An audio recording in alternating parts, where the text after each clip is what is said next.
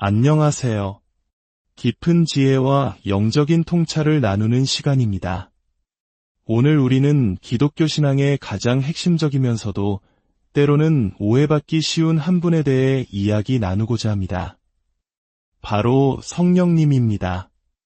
많은 이들이 성령을 단순한 힘이나 영향력 정도로 생각하지만 과연 그것이 전부일까요? 성경은 우리에게 그 이상의 진리를 보여줍니다. 이 은혜로운 여정을 시작하기에 앞서 잠시 여러분의 마음을 모아주시면 감사하겠습니다. 만약 오늘 이 말씀이 여러분의 마음에 울림을 준다면 구독과 좋아요를 통해 이 빛을 더 많은 이들에게 전하는 통로가 되어주시길 바랍니다. 여러분의 작은 행동 하나하나가 누군가에게는 새로운 희망의 씨앗이 될 수 있습니다. 이 채널을 통해 하나님의 은혜와 평강이 여러분의 삶에 가득하기를 기도합니다. 오늘 우리가 함께 묵상할 말씀은 요한복음 14장 16절과 17절입니다. 예수님께서 제자들에게 남기신 마지막 약속 중 하나이기도 합니다. 내가 아버지께 구하겠으니 그가 또 다른 보혜사를 너희에게 주사 영원토록 너희와 함께 있게 하리니 그는 진리의 영이라 세상은 능히 그를 받지 못하나니 이는 그를 보지도 못하고 알지도 못함이라. 그러나 너희는 그를 아나니 그는 너희와 함께 거하심이요 또 너희 속에 계시겠음이라. 이 말씀은 마치 그 가치를 전부 헤아릴 수 없는 거액의 수표와도 같습니다. 오늘 이 짧은 시간에 그 모든 의미를 다 풀어낼 수는 없겠지만 이 말씀 속에 담긴 4가지 중요한 진리를 함께 탐구해보고자 합니다. 첫째, 성령님의 인격성. 둘째, 우리의 구원을 위한 삼위일체 하나님의 연합사역. 셋째, 모든 믿는 자의 영혼 안에 거하시는 성령님의 내주하심. 그리고 마지막으로 세속적인 마음이 왜 성령님을 거부하는지에 대한 이유입니다. 자, 이제 첫 번째 주제, 성령님의 인격성에 대해 깊이 들어가 보겠습니다. 우리는 흔히 성령의 감동, 성령의 역사, 성령의 은사와 같은 표현에 익숙합니다. 그러다 보니 자신도 모르는 사이에 성령님을 하나의 인격체라기보다는 성부 하나님과 성자 예수님으로부터 흘러나오는 신비한 에너지나 영향력으로 여기는 경향이 있습니다. 물론 성부 하나님을 인격으로 이해하는 것은 비교적 쉽습니다. 우리는 그분이 온 세상을 창조하시고 별들의 수를 세시며 각각의 이름을 부르시는 창조주로서의 장엄한 행동을 상상할 수 있습니다. 성자 예수님을 인격으로 이해하는 것은 더욱 쉽습니다. 그분은 우리와 같은 살과 뼈를 가지셨고 베들레헴의 아기로 태어나셨으며 슬픔과 고난을 겪으신 분이기 때문입니다. 빌라도의 뜰에서 고난받으시고 우리의 죄를 위해 십자가에 못 박히신 순교의 왕을 떠올리는 것은 우리의 상상력을 크게 요구하지 않습니다. 지금도 하늘 보좌 우편에서 우리를 위해 기도하시는 그분의 모습을 그리는 것도 어렵지 않습니다.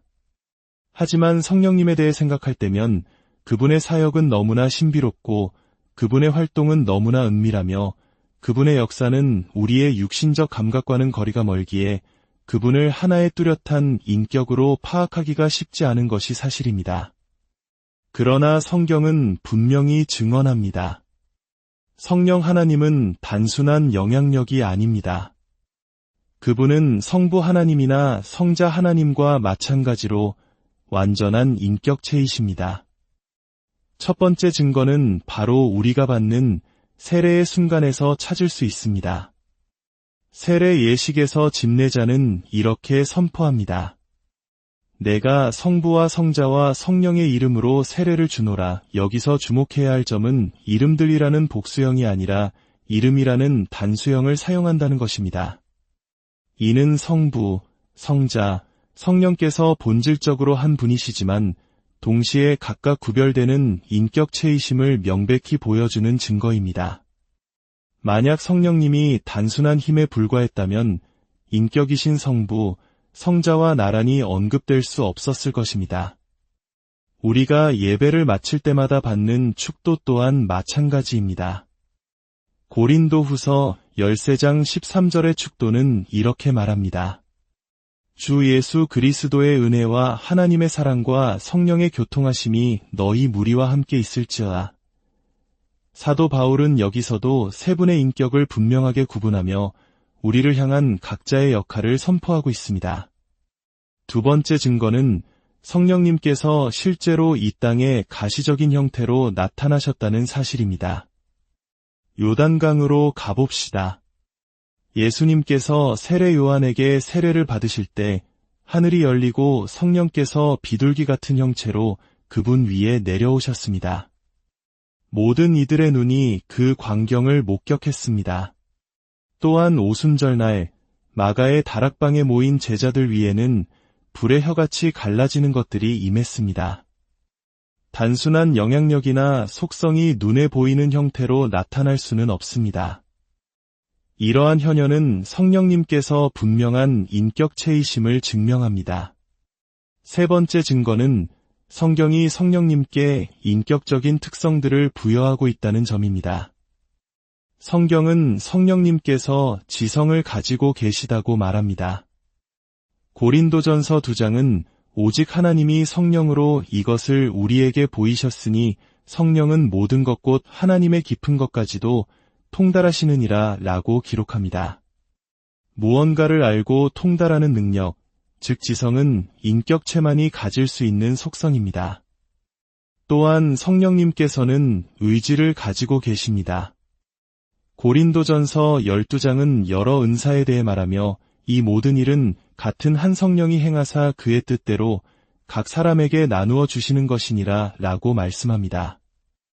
성령님께서는 자신의 뜻과 결정에 따라 행동하시는 주체적인 인격이십니다. 더불어 성령님께서는 능력을 소유하십니다. 로마서 15장은 소망의 하나님이 모든 기쁨과 평강을 믿음 안에서 너희에게 충만하게 하사 성령의 능력으로 소망이 넘치게 하시기를 원하노라 라고 말합니다.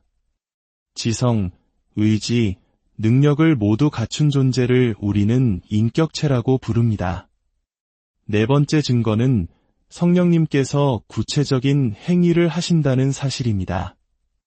창세기 1장에서 하나님의 영은 수면 위에 운행하시니라 라고 기록되어 있습니다. 혼돈과 공허로 가득했던 태초의 세상 위에 성령님께서 생명의 씨앗을 심으시고 질서를 부여하셨습니다.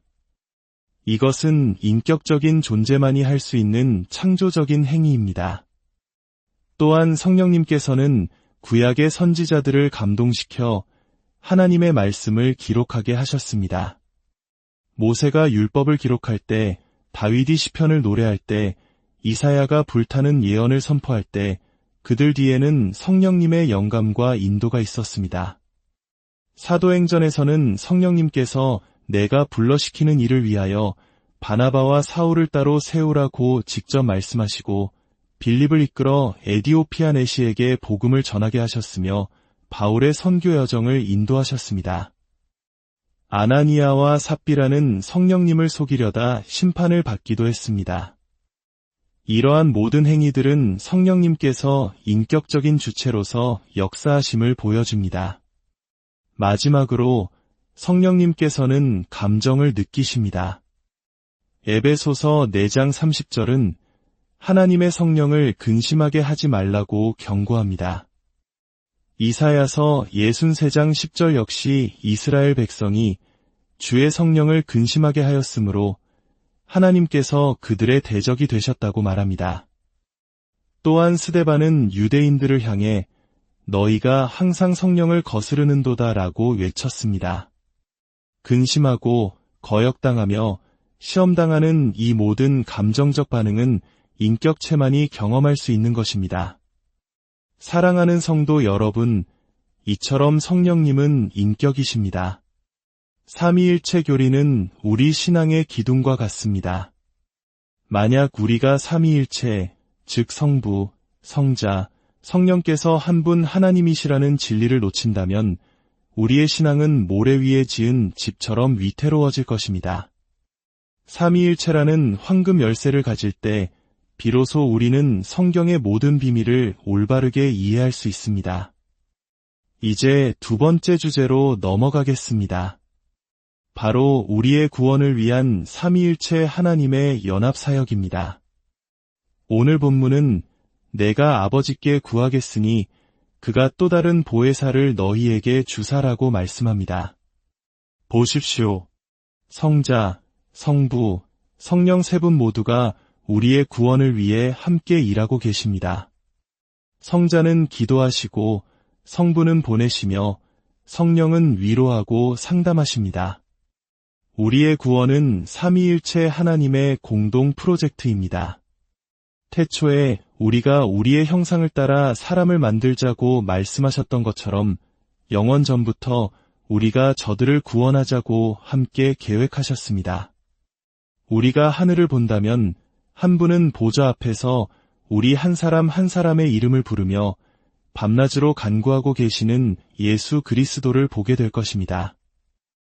또 한 분은 그 아들의 모든 기도에 귀 기울이시며 하나도 빠짐없이 응답하시는 성부 하나님을 보게 될 것입니다. 그리고 그 시간 성령님께서는 이 땅 곳곳을 다니시며 지친 영혼에게는 예수께로 오라 속삭이시고 눈물 흘리는 자의 눈물을 닦아주시며 상한 마음을 싸매어 주십니다. 이 세 분의 완벽한 협력과 연합이 바로 우리의 구원을 이루는 동력입니다. 아버지의 사랑이 아들을 통해 나타났고 성령님을 통해 우리 마음에 부어졌습니다. 그러므로 우리는 어느 한 분께만 감사할 것이 아니라 우리의 구원을 위해 함께 일하신 삼위 하나님 모두에게 영광과 찬송을 돌려야 합니다. 세 번째 주제는 우리 안에 거하시는 성령님, 즉 성령의 내주하심입니다. 이것은 교리를 넘어선 실제적인 경험의 영역입니다. 초대교회 순교자 이그나티우스는 자신을 하나님을 품은 자라고 불렀습니다. 이는 성령님께서 자기 안에 거하심을 믿었기 때문입니다. 그렇습니다. 모든 그리스도인은 하나님을 모신 성전입니다. 고린도전서는 너희는 너희가 하나님의 성전인 것과 하나님의 성령이 너희 안에 계시는 것을 알지 못하느냐고 묻습니다. 성령의 내주하심이 없는 사람은 그리스도인이라 할 수 없습니다. 아무리 신학 지식이 해박하고 성경을 줄줄 외우며 거대한 지성을 가졌을지라도 성령님께서 그 안에 거하시는 체험이 없다면 그는 아직 생명을 얻지 못한 것입니다. 어떤 이들은 이것을 광신이라고 비웃을지도 모릅니다. 하지만 우리는 압니다. 우리가 어려움에 처했을 때 길을 인도하시고 말씀을 깨닫게 하시며 낙심했을 때 위로하시는 분이 바로 우리 안에 계신 성령님이심을 말입니다. 전기에 감전되면 그 충격을 알 수 있듯이 전능하신 하나님, 거룩하신 성령님께서 내 안에 거하시는데 어찌 그것을 모를 수 있겠습니까? 이것은 우리가 매일의 삶 속에서 느끼고 경험하는 생생한 실제입니다. 그리고 본문은 우리에게 더 큰 기쁨을 줍니다. 성령님께서 영원토록 우리와 함께 하신다는 약속입니다. 한번 우리 안에 오신 성령님은 결코 우리를 떠나지 않으십니다. 우리의 구원은 일시적이거나 조건부적인 것이 아니라 영원히 안전하게 보장되어 있습니다. 이 얼마나 놀라운 위로와 확신입니까? 마지막으로 세상이 왜 성령님을 거부하는지 살펴보겠습니다. 본문은 세상은 능히 그를 받지 못하나니 이는 그를 보지도 못하고 알지도 못함이라고 말합니다. 세상이 성령님을 거부하는 첫 번째 이유는 그를 볼 수 없기 때문입니다. 육신의 눈으로 확인할 수 없는 것은 존재하지 않는다고 믿는 세속적인 사람들에게 내 안에 성령님이 계시다는 고백은 허황된 소리로 들릴 뿐입니다. 하지만 우리는 바람을 보지 못해도 나뭇잎이 흔들리는 것을 보고 바람의 존재를 알며 전기를 보지 못해도 불이 켜지는 것을 보고 전기의 힘을 압니다. 마찬가지로 성령님을 눈으로 볼 수는 없지만 변화된 삶과 내면의 평안, 그리고 거룩함을 향한 열망을 통해 우리는 그분의 존재와 역사를 분명히 느낄 수 있습니다. 세상이 성령님을 거부하는 두 번째이자 근본적인 이유는 그를 알지 못하기 때문입니다. 여기서 안다는 것은 머리로 아는 지식이 아니라 인격적인 관계와 체험을 통해 아는 것을 의미합니다. 죄에 대한 깊은 깨달음과 애통함, 십자가 앞에서 녹아내리는 마음, 용서받은 자의 감격과 기쁨을 한 번이라도 체험한 사람은 결코 성령님의 존재를 부인할 수 없습니다. 이제 말씀을 맺겠습니다. 사랑하는 성도 여러분, 오늘 우리는 성령님께서 인격이심을 확인했습니다. 그렇다면 우리는 이제부터 성령님을 위해 기도할 뿐만 아니라 성령님께 기도해야 합니다.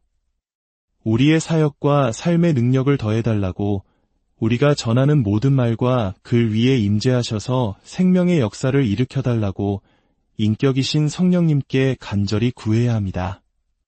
그리고 아직 예수님을 영접하지 않은 분들께 마지막으로 권면합니다. 성령님에 대해 말할 때 항상 조심하십시오. 성경은 성령을 모독하는 죄는 이 세상과 오는 세상에서도 사하심을 받지 못한다고 경고합니다. 이것이 정확히 무엇을 의미하는지는 아무도 완전히 알 수 없지만 그것은 우리에게 멈추라는 강력한 경고 신호입니다. 혹시 당신의 마음속에서 들려오는 선한 음성을 무시하고 있지는 않습니까? 죄를 멀리하라는 양심의 가책을 애써 외면하고 있지는 않습니까? 그것이 성령님의 음성일 수 있습니다. 그 음성을 거부하고 짓밟은 일을 멈추십시오.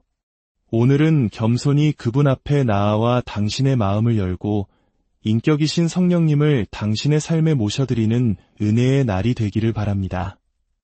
성부 하나님의 무한하신 사랑과 성자 예수 그리스도의 구속의 은혜, 그리고 우리 안에 거하시며 영원토록 함께하시는 성령 하나님의 위로와 인도하심이 이 말씀을 듣는 모든 분들의 삶 위에 충만히 임하시기를 주님의 이름으로 축원합니다.